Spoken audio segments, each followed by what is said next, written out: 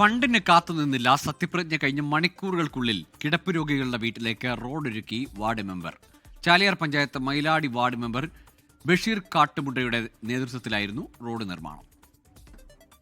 പുതിയ മെമ്പറുടെ നേതൃത്വത്തിലുള്ള ഇടപെടൽ ആശ്വാസമാകുന്നത് മൈലാടി പൊട്ടിയിലെ ജയാനന്ദൻ ജിൽഷ ദമ്പതികൾക്കാണ്.